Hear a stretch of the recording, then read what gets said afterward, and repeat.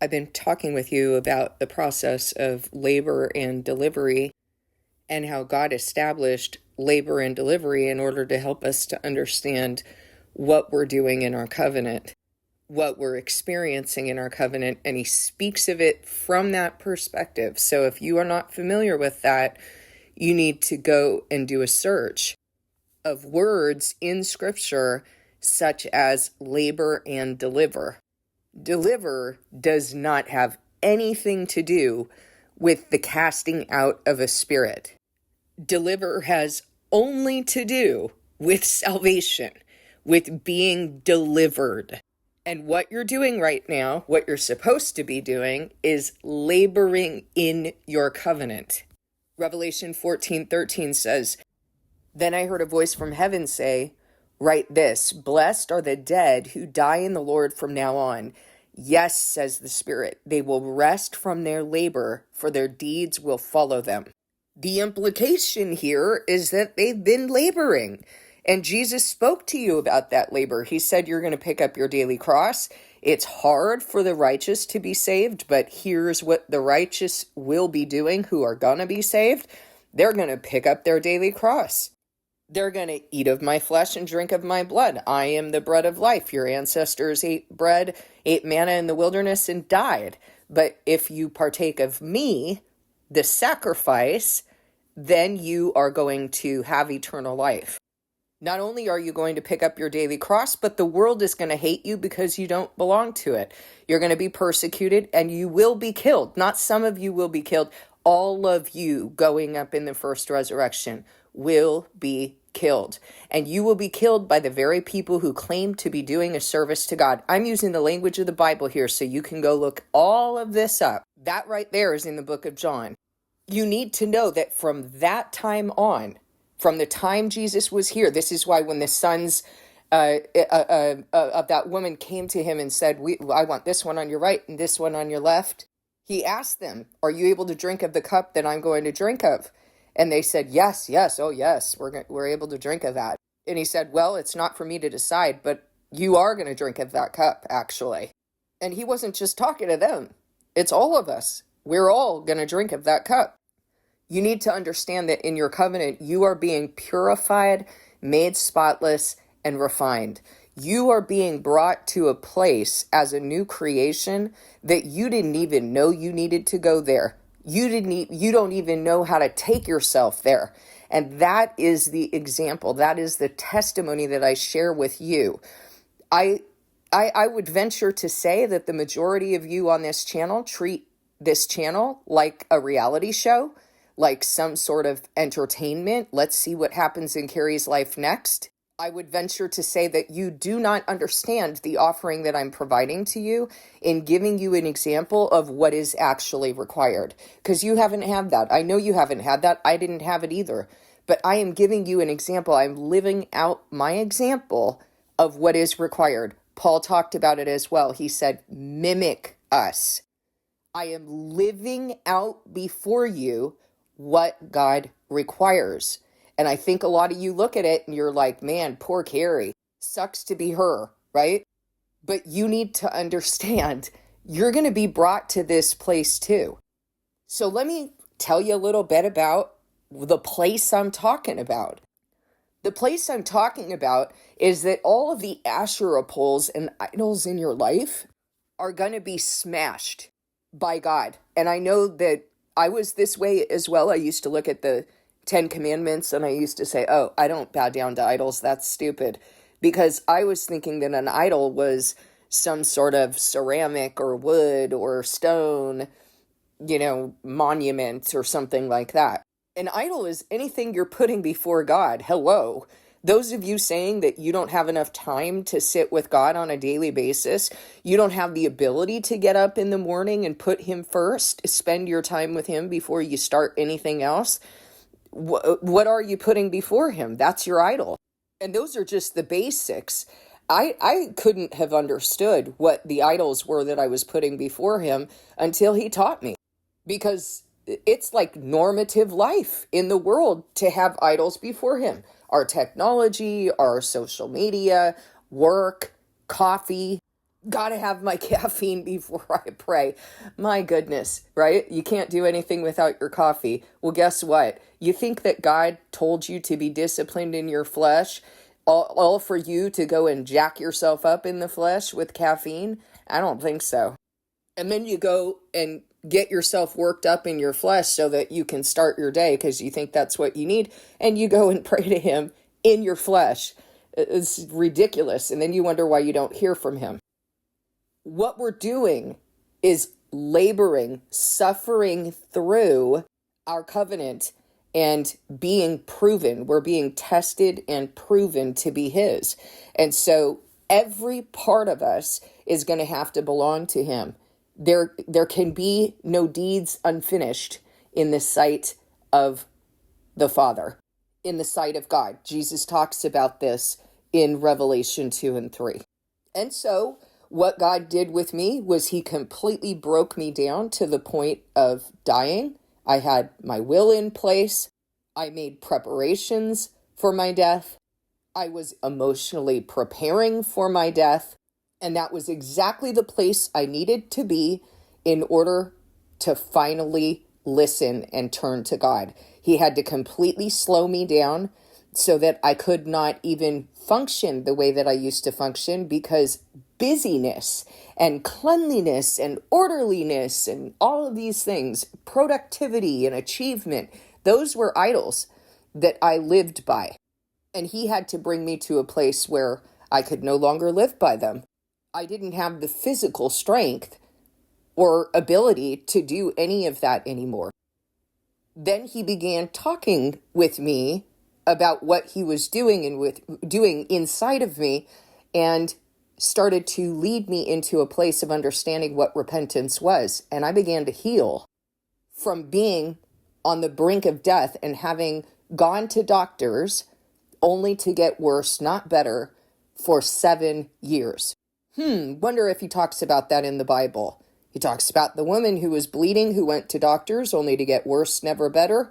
Talks about Nebuchadnezzar, who was brought low and humbled and caused to eat grass like the ox and live in the wilderness for 7 years until he finally acknowledged that God is sovereign, that God is the one who sets up kings and God is the one who deposes them.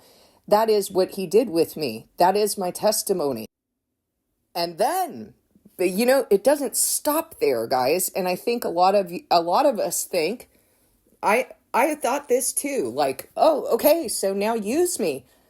Give me a break. There was a lot that needed to be done in order for him to even begin to use me. And he had me writing down what he was doing with me. And these are the books that I provide to you for free.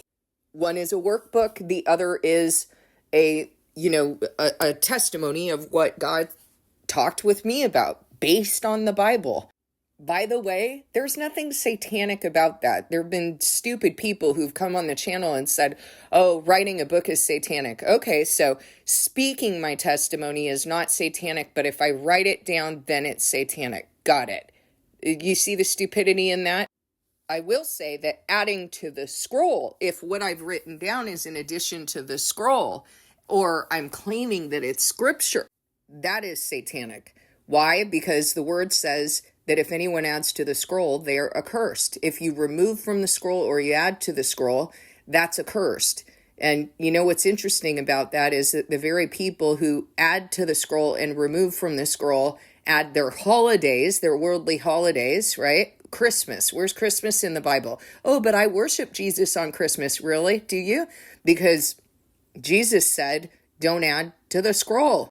The very people adding and removing from the scroll are those who say stupid things like that. So as God began to raise me to actually serve him, he has had to mold me through this entire thing. I'm still being molded. It's going to continue until I'm done with my covenant. Then I'll die. There'll be no reason for me to continue to be here. He has let me know that I needed to let go of my career because my career was not of him.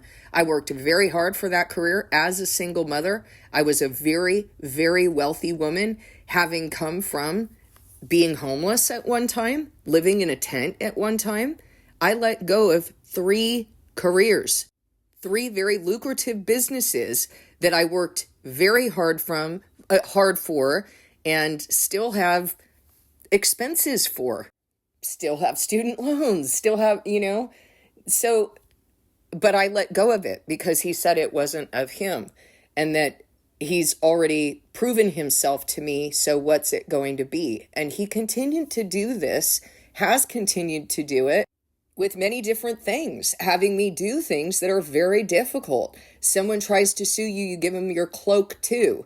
He had me do a version of that. You obey even when it's hard. And I'm telling you right now, he has already let you know it's going to be hard. He's already let you know that you have to withhold from yourself and suffer for his name. And I'm telling you, I think that the majority of you think that what I'm doing is something different from what is required of you. All I'm doing is living this out before you have to live it out so that you can know that this is required of you. You're going to drink of this cup, guys. If you're in him, you're going to drink of this cup. No one has the easy covenant. In Mark 16, verse 24, Jesus said to his disciples, whoever wants to be my disciple, a disciple, by the way, is just a student of God. Every single one of us is supposed to be a disciple. An apostle is something different. This is one who has been set apart to teach. But a disciple is a student of God. Everyone must become a disciple. Don't think that this is separate like you use my offering that way as though what I'm experiencing is separate from what you're going to experience. Baloney. We have the same covenant. You are going to be purified, made spotless, and refined, and it's going to occur within a process of labor. Whoever wants to be my disciple must deny themselves and take up their cross and follow me. For whoever wants to save their life will lose it, but whoever loses their life for me will find it. You want to save your life here? We had someone who was recently with us. That's exactly what they went back to. They couldn't handle when God started letting them know, you need to be doing something else. You need to let go of this thing. I mean, believe me, if you can't handle that first thing, how are you going to handle all the others? It's not easy. It's very, very difficult. The things that I have done are extremely difficult. I know you guys hear them at face value. I'm living them. I'm living out that testimony. You have no idea how difficult it is. Whoever wants to be my disciple must deny themselves, take up their cross, and follow me. For whoever wants to save their life will lose it, but whoever loses their life for me will find it. What good will it be for someone to gain the whole world yet forfeit their soul? Or what can anyone give in exchange for their soul? For the Son of Man is going to come in his Father's glory with his angels, and then he will reward each person according to what they have done. For I tell you, some who are standing here will not taste death before they see the Son of Man coming in his kingdom. I'm going to do a separate video on that. I think it's important that you understand what that means. It does not mean that as the pre-tribulation rapture people try to interpret that you're not going to die, that you're not going to be killed by the Antichrist. You most definitely will. Being able to see God coming is something that I talk with you about often. I talk with you about the times. I talk with you about being able to see the kingdom of heaven. That is what God is doing. That is the name of God, what he's putting together. I'm able to see that. I share it with you. Does that mean I'm not going to be killed? No, it doesn't. The Bible has already told me that I'm going to be killed. Now let's read this in Mark. Mark chapter 8, verse 34. Then he called the crowd to him along with his disciples and said, whoever wants to be my disciple must deny themselves and take up their cross and follow me. For whoever wants to save their life will lose it, but whoever loses their life for me, hello, he's letting you know you're gonna die. Not only are you going to give up your life here, but you're gonna lose your life, guys. Whoever loses their life for me in the gospel and for the gospel will save it. What good is it for someone to gain the whole world yet forfeit their soul? Now, Let me ask you something. Have you lost your life for him and the gospel? What does that mean to you? You think it just means, oh, I believe, and therefore, just FYI doctrine, he's coming for me. No, it means you lose your life in order to become a servant of God for the gospel. What good is it for someone to gain the whole world yet forfeit their soul? Or what can anyone give in exchange for their soul? If anyone is ashamed of me and my words in this adulterous and sinful generation, the Son of Man will be ashamed of them when he comes in his Father's glory with the holy angels. So he's letting you know you're going to be put in these positions where it's going to be difficult for you to speak the things that you're going to be required to speak. You think it's easy for me to speak the message I speak, knowing what is going to happen to me and my family because of what I say? Y'all suffering for God? Don't talk to me about suffering in this life, like the basic suffering of pagans. Yes, this life is suffering, but it's on a whole other level when you start serving God. When you start giving up your old identity in this world, and now you're living in conflict with what the world requires, with what the world rewards, and the things that you're going to be required to say are going to cost you your life. Think about some of the things that I say, and think about what's happening to people in the world for saying lesser things than what I say. Where's your labor, guys? Are you laboring yet? I don't think you are. You wouldn't be here. But here's the thing. I'm not trying to denigrate you for being here on the channel. You're exactly where you're supposed to be. But the issue is of obedience. Are you obeying the message? Are you first discerning the message with God and then obeying it? You're exactly where you're supposed to be. You were not set apart to be a witness at this time. The only people who are speaking truth at this time are the 144,000 witnesses in the entire world. You would know if you were one of them. God would have raised you for it, and he would have told you what you were doing. Your job. So you're exactly where you're supposed to be in terms of hearing the message. The issue is, are you obeying it? Are you taking it to heart? Are you understanding that this is not a reality show for your entertainment? This is an example for you to understand what you're supposed to be doing. So I gave up my careers. I have lived on my savings, my retirement, giving up my own daughter's inheritance so that I could provide this to you for free, because we don't make a marketplace of God. And just as Paul said, I've done this so that I would not be a burden to you. And you know what? I can't even give it away for free.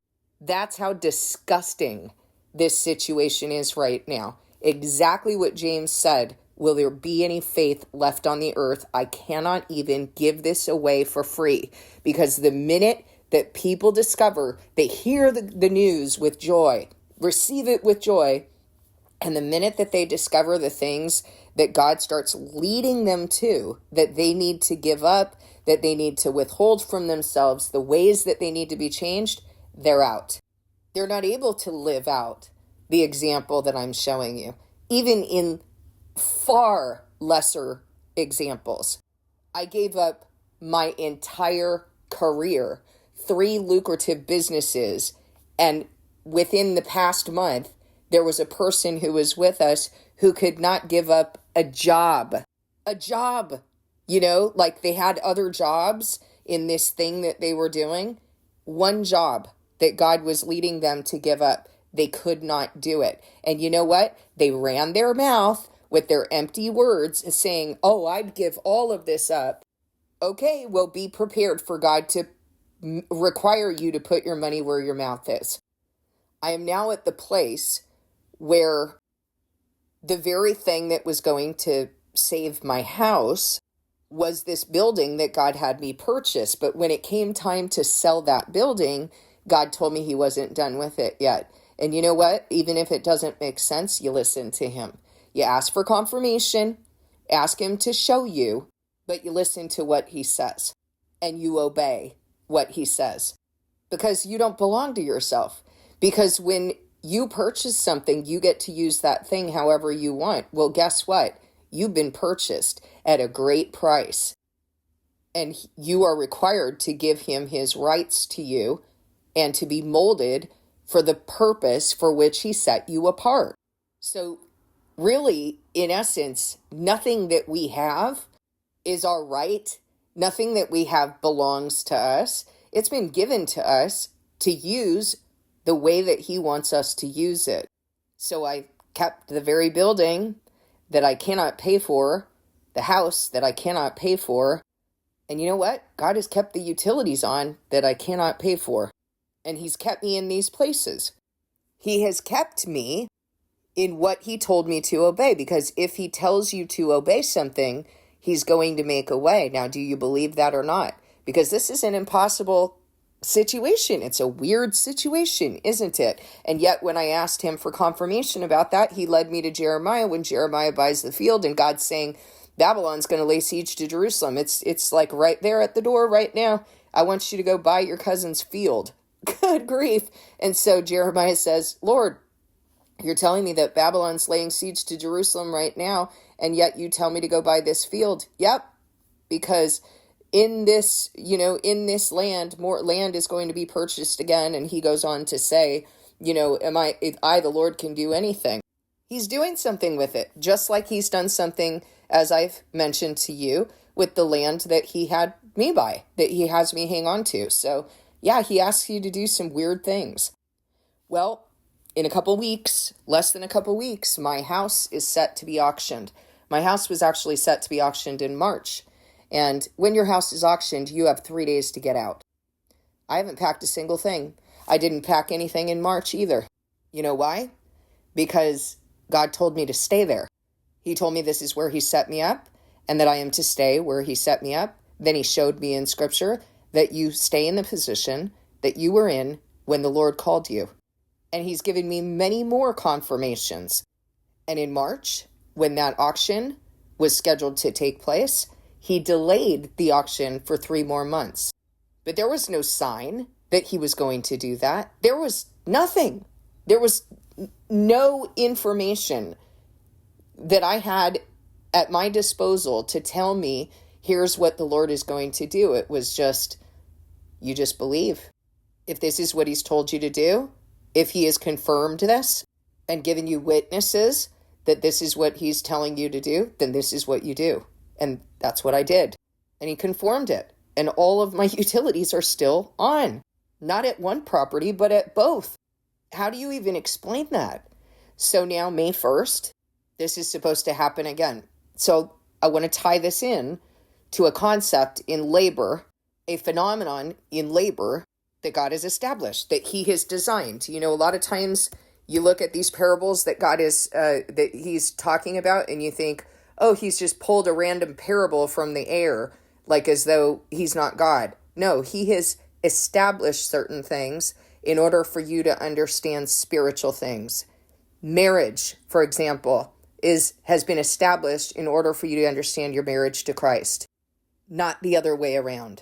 Labor and delivery have been established in order for you to understand what is required in your covenant and what will happen if you fulfill that covenant. The wicked will not experience delivery. Delivery has to do with salvation. Labor and delivery have been established also to help you understand how his church is being formed. He says things like, do I bring to the moment of birth and not bring delivery? He says things like, no sooner is Zion in labor than she gives birth to a son. Guess what? The labor is now, once Zion's son was born. From that point on, all Christians were dying until the harlot Catholic Church established counterfeit Christianity and supposedly made Christianity legal, and no one had to die anymore. But as God has restored his truth and is bringing people out of Babylon, people are going to be dying again. And you're going to see that in 6 months. When the Antichrist rises, the Antichrist will rise. He will overpower and kill the witnesses. They will no longer be testifying. You will no longer have this example, and he will pursue you. Then you will begin your labor, and you will understand the things that I've been saying. And you're going to know that the things I've been saying come from God. There is a phenomenon that happens during labor, at the very end of labor, that is called transition. Transition, according to Google, is the final part of the first stage where the cervix fully dilates from 8 to 10 centimeters. It's characterized by strong, frequent contractions, a sense of pressure in the lower back, and sometimes nausea or shaking. This phase is both challenging and the shortest, typically lasting 30 minutes to 2 hours. The primary goal of the transition phase is to complete the dilation of the cervix, allowing the baby to pass through the birth canal. Contractions become very strong and frequent during this phase, with some lasting up to 90 seconds and occurring every 2 to 3 minutes. In addition to the strong contractions, women may experience pressure in the lower back, pelvis, nausea, shaking, chills, or other hormonal changes according to whatever. Doesn't matter. So let's just say it in English. The baby is transitioning into the canal because they're getting ready to be born. And my daughter actually started her hard labor in this transition phase.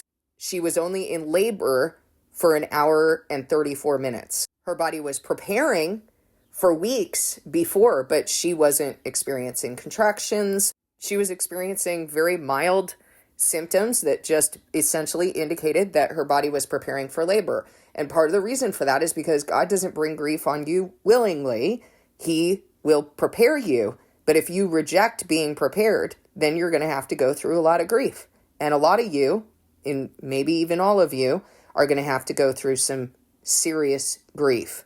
And he even tells the church in Philadelphia in Revelation 3, the witnesses, one of the two lampstands, he tells them, because you've endured and kept my command to endure patiently, you're going to be kept from the hour of trial I'm going to bring on the entire earth to test the inhabitants of the earth. Another way of saying that is that your labor is going to be far more intense because you rejected the work that he's been doing through his servants, through his witnesses, to spare you of that, to cleanse you, as he says in, I think it's Ezekiel 24, where he talks about Jerusalem as the cooking pot. And he says, I put you through the fire and your deposits are still there. It's just been in vain. It was a waste of time because you have rejected his efforts to cleanse you. Now you're not going to be clean again until his wrath against you has subsided. Your labor is going to be bad, guys. It's going to be long and it's going to be intense because you have not, maybe you've listened, but you haven't obeyed. How can you call yourself a believer if you haven't obeyed? One who believes implements the message. One who believes puts it into practice. One who believes obeys. And then you'll bear the fruit of that obedience, which ultimately is being brought into the role for which you are that you are supposed to fulfill in his body. But you guys don't even assemble with his body. How can you say you're part of the body? Okay, so my daughter was in this transition phase, but because she started out this way, it was a little bit, we were kind of wondering, like, is she going to experience it this intensely? Because it came on pretty intensely because she was in transition, and that's that intense phase. And so we were, wondering, like, is she going to go through this for 10 hours? What's going on here? And there was a point at which she felt that her body was in transition, but she reached down to feel if the baby's head was there, and she didn't feel the baby's head. And when she's recounting this story now, she says, I just lost all hope in that moment because I felt like I was in transition and I felt like this was going to progress. And when I didn't feel the baby's head, I thought, my gosh, I'm going to be doing this, for a long time, and I'm not in transition, and I just lost all hope. I don't remember this, but as she recounts the story, she said there was a time when her husband and I actually left the room for a moment. I don't know what we were doing, if we were preparing something. I know I had to go and, sterilize the scissors and, stuff like that. So we left the room, and she said she cried out to God. 3 more contractions and she gave birth to the baby. But she said she stood up and she felt the baby drop into the canal. Now, why am I telling you this? Because every woman who's given birth knows, and maybe you've heard, stories or testimonies about giving birth, you get to a point where you can't take it anymore. Like you think you're just not going to make it. And I think that moment where she reached down and felt, she thought like, okay, I'm in transition, reached down and felt that the baby's head was not there yet and lost all hope in that split second is so just intentional by God. And it's become a very important testimony to me today, because I have so many times, if you listen back to, the videos, even of the last year, over a year, I was saying things like, okay, I'm at the wall right now. Like I'm eating the, plaster and drywall. Like that's how up against the wall I am. My goodness, I was saying that over a year ago, where I felt like I was, at that point. Well, God has brought me further and further and stretched, even the ring of fire metaphor, where a woman's body is so stretched to bring that baby out, stretched to the point of feeling like you're going to break. This is labor. And guess what? God established it to help you understand your covenant, and you guys haven't even entered it yet. You're not even laboring. And I'm talking about laboring in your faith, being brought to a position where you've got to stand in your faith in impossible situations. And you did all of this to serve God. And so at this point, as I'm waiting in the next couple weeks for this date that's coming up for my home to be auctioned, I'm having to stand, and I'm not feeling the baby's head. I don't see any sign of what God is going to do. And you know what? We didn't see any sign in March either of what he was going to do, but he did it, didn't he? I'm sorry, I keep saying March. I'm not even sure if it was March, April, May. No, it was I believe the date was in January. I believe it was at the end of January that they had that. January 26th, I think, was the date when they had that auction, or the date scheduled for the auction. He showed up. He did something. And you got to think about all of the examples in the Bible of, particularly the one that comes to mind for me is when the Israelites, they left Egypt, they went through all of this, they're in the wilderness, they're, going through all of this, and all of a sudden Pharaoh decides, you know what have we done? We've lost the services of the Israelites. And so they get in their chariots and they chase down the Israelites, and what's in front of them? The sea. There's no sign that God is going to deliver them. He's proven himself. He has proven himself. He brought those plagues, and then he relented, and then he brought another one, and then he relented. And so he's proven himself. He's shown them that he's God, that he's with them. But right now, they don't feel the baby's head. They're at the sea, and the chariots are following them, chasing them down to reclaim them.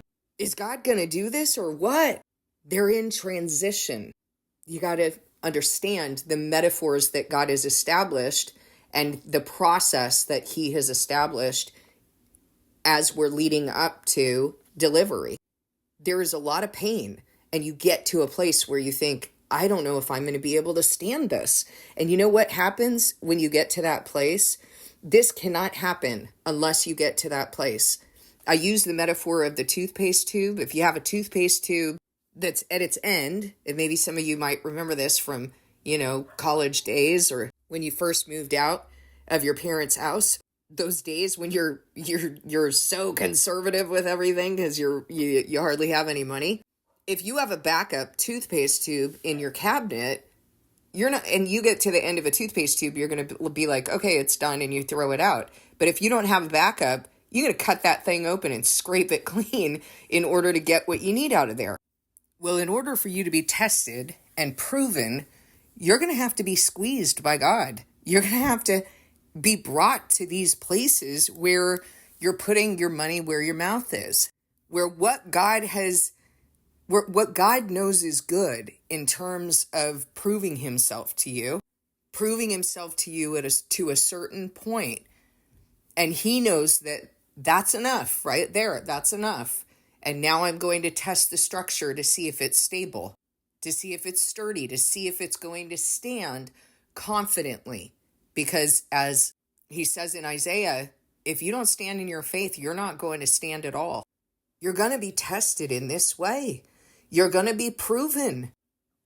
I don't know why anyone would think that Jesus says it's hard for the righteous to be saved. And yet we think, oh, we just have this just FYI doctrine, like, oh, hey, there's a Satan, there's a hell, there's a heaven, there's a God, and he's going to come and pick you up, okay? You belong to him. All you got to do is declare with your mouth. Do you believe? Okay, all right, well, he's coming to pick you up. Don't worry, you're not going to suffer anything. I mean, what in the world kind of doctrine is that? I'm telling you the truth. You're going to suffer, and you're going to suffer in some ways worse than I've been suffering, because I've kept his command to endure patiently, and I'm going to be spared from some of the things you guys are going to go through. So if you can't do the basics right now of what you know darn well he requires you to observe Sabbath, and he requires you to assemble. And if you can't do the basics right now, you're not going to make it. And if those of you who are going to make it, you are going to be brought through the ringer.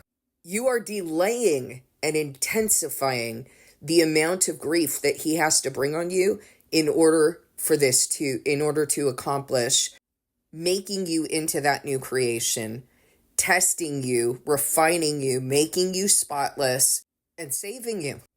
Please discern this message with God.